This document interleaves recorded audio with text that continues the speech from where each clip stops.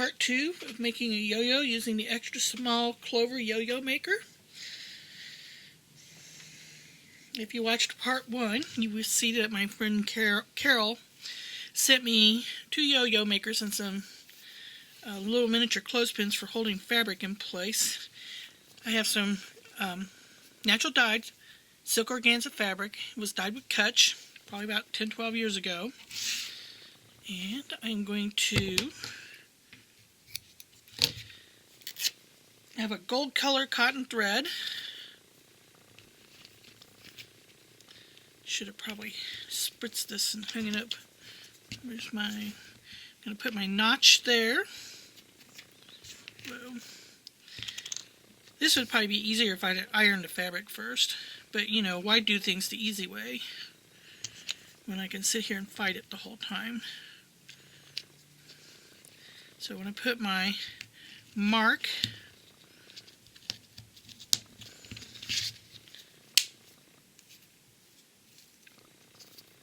nice. And then we're going to trim the excess fabric.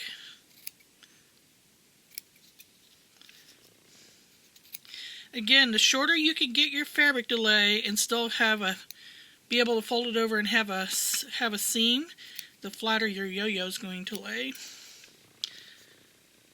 And it takes a little practice. I would recommend getting some scraps of fabric and just starting there.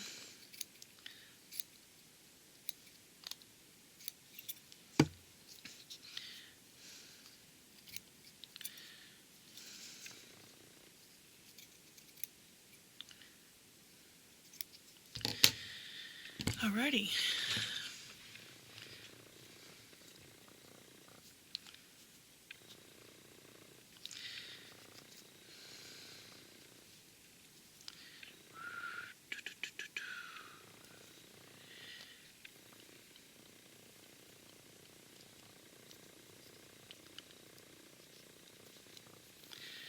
And I like to stitch with it kind of sideways so that I can see.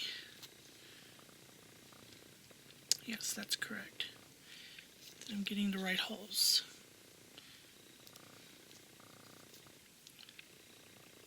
And I'm just holding the fabric down with my thumb. Whoa. And then this happens. Sewed over the thing. Went the wrong way.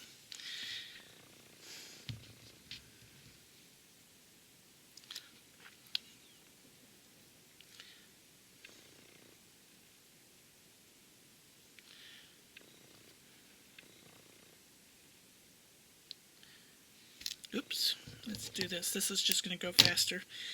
You didn't log on to watch me try and thread a needle.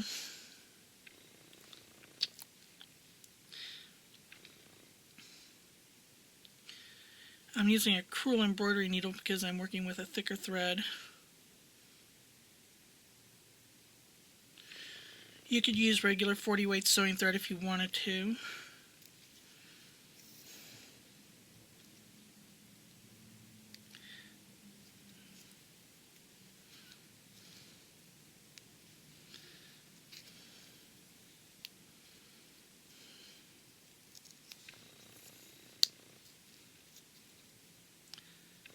And if the video is blurry, I apologize for that. I'm not sure why my camera is having a hard time focusing. It keeps showing me little yellow outline blocks of where it thinks it needs to focus. I haven't used this video camera much because I used to use the video capability on my regular Canon camera, but it died. Actually, I should probably check it, see what kind of condition it is in. Last time I used it was a year ago. It's in my wet studio downstairs in the basement. Make sure the battery hasn't corroded.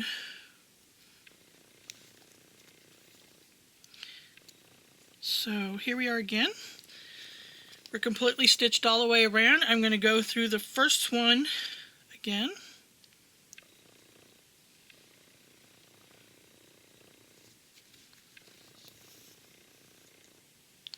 Oops.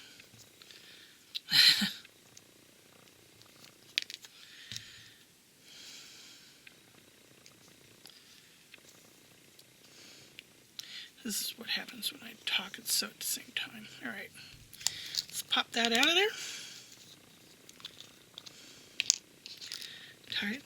Tighten it up.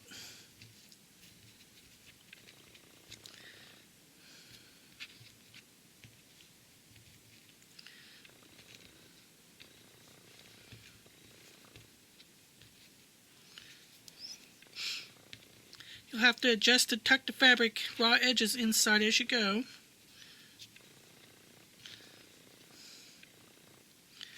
And like I said, sometimes the sewing awl, when you're working with the really small yo-yos, sometimes the stitching awl comes in really handy. Or just a really large needle that has a blunt end that you can use for poking that in. I'm just pulling the bottom out a little bit, fussing with it.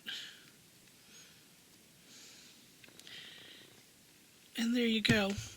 One silk organza yo-yo. I'll tie this knot off. And we're done. And then I can stitch it down to my substrate. And if you follow my blog, kbaxterpackwood.com/blog, you can see on occasion updated photos of the yo-yo, or you can follow me on Patreon, and paid members get to see the entire creation process. So, and right now I'm running a little behind because I was waiting on the yo-yo maker to get here, and I was finishing up a couple of other projects. So I'll take a close-up photo of this for you. Thank you for joining me. Have a great rest of your day.